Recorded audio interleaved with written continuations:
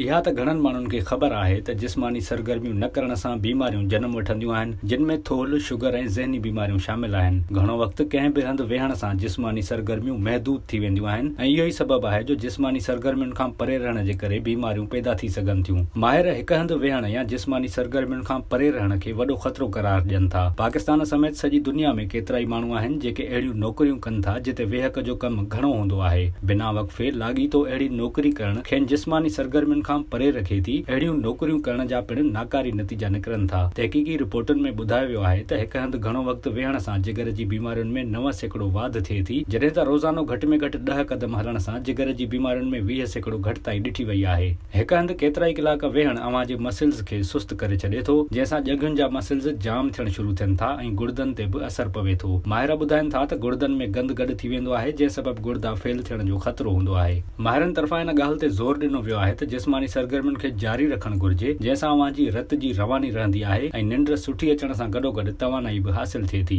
अक्सर इहो ॾिठो वियो आहे त घणो वक़्तु हिक हंधि गुज़ारण वारा माण्हू ज़हनी दॿाउ ऐं बेचैनी जो शिकार थी वेंदा आहिनि, छो त संदन समाजी राब्तो कटियल हूंदो आहे। इन जो असर संदन सिहत ते पवणु शुरू थी वेंदो आहे। मुहक़िक़नि इहो नतीजो वरितो आहे त लाॻीतो हिक हंधि वेहण सां कैंसर जहिड़ी ख़तरनाक बीमारी बि थी सघे थी। जेके माण्हू 7 खां 8 कलाक हिक हंधि वेही कमु कनि था या टीवी ॾिसनि था, उन्हनि में कैंसर जो ख़तरो 47% वधीक हूंदो आहे। इन खां सवाइ चेल्ह में सूर, कब्ज़, कोलेस्ट्रोल वधण, शुगर, दिलि जूं बीमारियूं, हॾियुनि जो कमज़ोर थियण, थोल ऐं अदरक जी बीमारी बि अहिड़नि माण्हुनि ते हमिलो करे सघे थी।